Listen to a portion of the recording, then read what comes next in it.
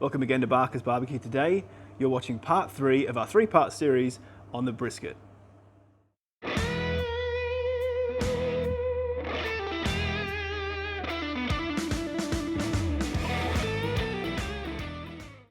right, everyone, thanks for joining me again. We're nearly there. We've got one crucial step remaining, which is the rest, of course. So we've got our brisket all cooked. It's feeling really nice, probed tender, which is really key. And what we're going to do now is we're going to chill out in this tray for a little bit, and then we're going to cover it with foil and make sure it's all sealed up nice and tight. You could also throw this into an esky with a couple of towels and things, of course. We're going for a bit of a long rest on this one, not extraordinarily long, looking maybe about 4 hours, 5 hours.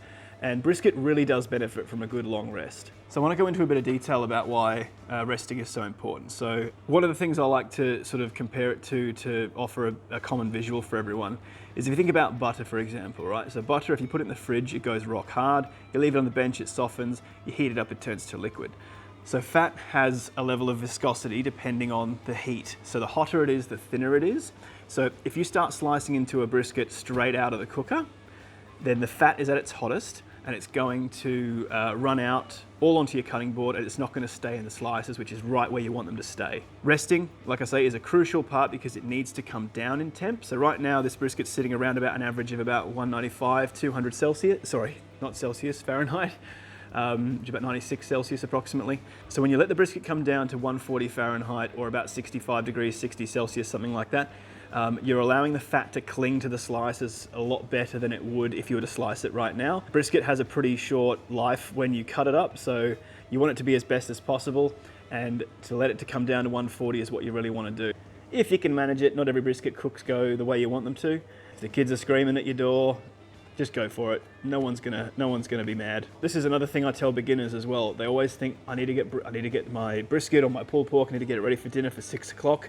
Stressing about times, changing the cook temps. Stress. Just get it done 3 or 4 hours earlier and just throw it in your oven at 60, 65 degrees Celsius. It'll rest in there for 8, 10 hours easy, maybe even more.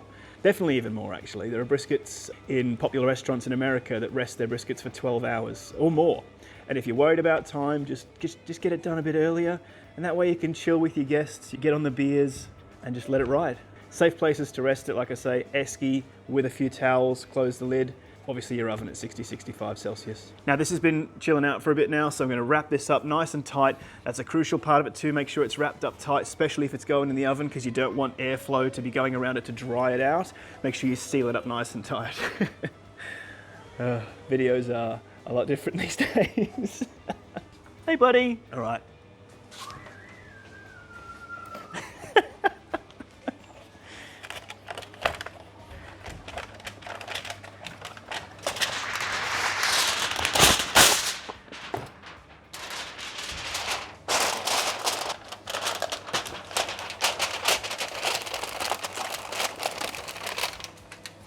Now, ready for the oven.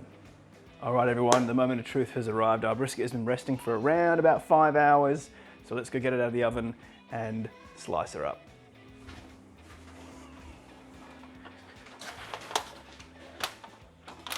Okay, all right. So I've got a nice big board here, ready to slice it on. Big board. It's got a juice channel on it too, so it catches the juices if they start flowing everywhere.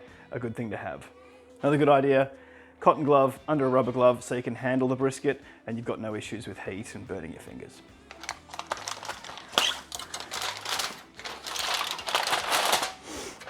Oh, this thing smells divine. Alrighty, so we're going to lift the brisket out of here, try and save as much of that juice and liquid gold that we have within this wrap, and slice it up and put it back into those juices to keep it nice and warm and moist.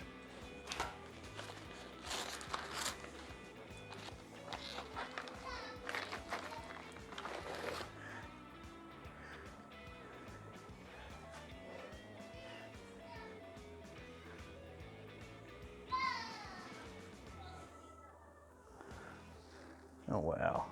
So the magnificent thing about wrapping this way is, I don't know if you guys can see, but the amount of juices that are in this one still, let me show you. You ready for this one?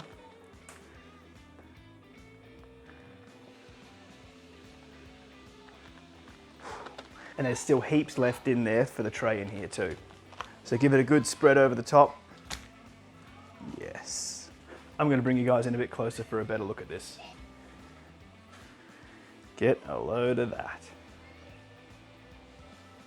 Oh, my Lord. All right, now we've got our money shot photos out of the way, we can start to look at carving this thing up. So one thing I like to do is look at the underside, and you can work out where the grain runs. You can see it start to break apart, so I can, if you start to sort of bend it underneath, you'll see where the grain runs, and you can identify like what direction you want to make your first slice. So I know that that's the way the grain runs. So we're going to turn this over and start to slice in that direction.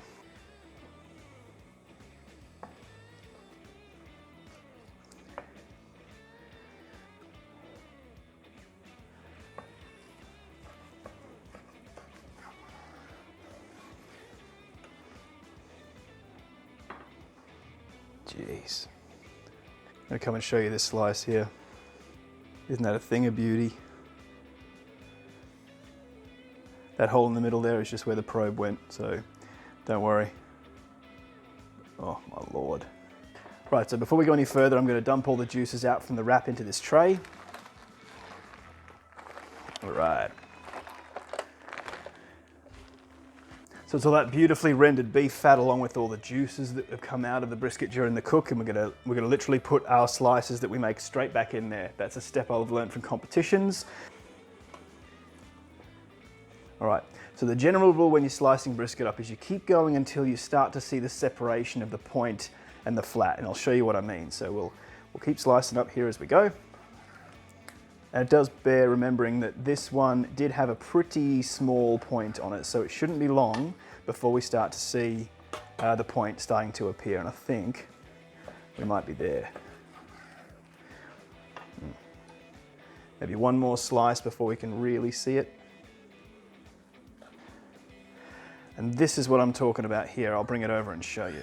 So when you see this kind of webbing start to appear, this sort of stuff here, that's your separation of point and flat.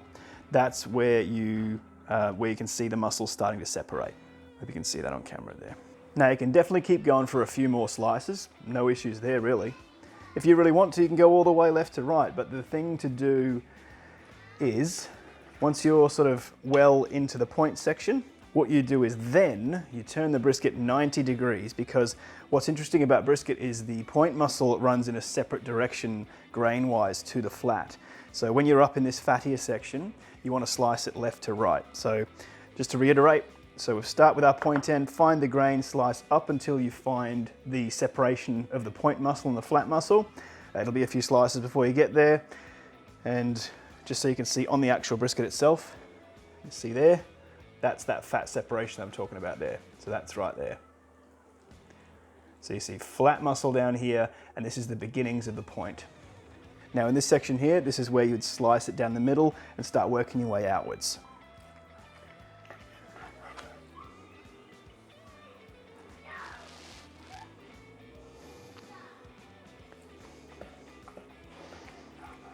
All right. This is another really good demonstration of how the point and the flat sit. So where we started our slices was this end. We've worked our way this way and then started to go out that way. So this is that back end. This is the opposite end of the brisket from where we started. So that's that point meat there, and there's our flat meat underneath. And there's that separation there. I don't know about you guys, but I'm sick of looking at this meat. I'm ready to give it a try. Gonna grab a nice thick piece of the point. Now the point muscle is where the traditional burnt ends come from for competitions. So bear that in mind. It is some of the best meat on the entire cow. Absolutely melt in your mouth. If I'm 100% honest, the fat in the point section could have been rendered out a little bit further. There's a slight chew on and around that little fat section.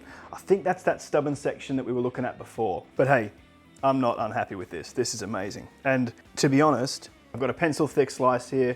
It should hold up under its own weight, and then a super light tug, and it should separate like that. That's what you're looking for. So as far as I'm concerned, this flat is absolutely spot on. Very, very happy with it. I'm just gonna have a little bit of it now.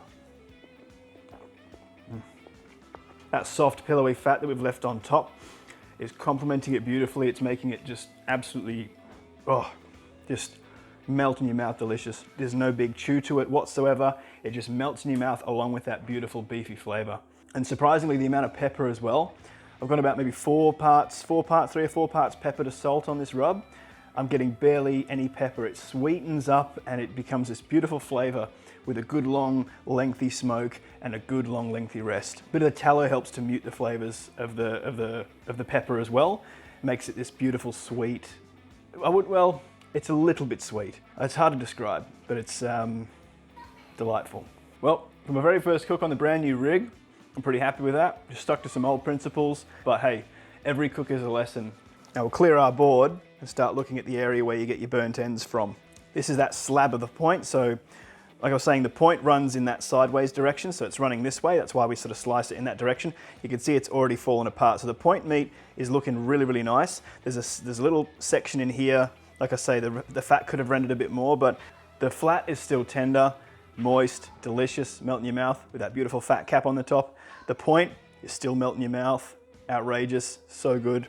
So let's have a look at some burnt ends. So if you're wanting to specifically chop out burnt ends, so you'll see, when you get to this section, you'll see there's a seam of fat. So if you're looking to get just your traditional burnt ends out, you want to follow that seam just with a nice sharp knife and just start separating that out.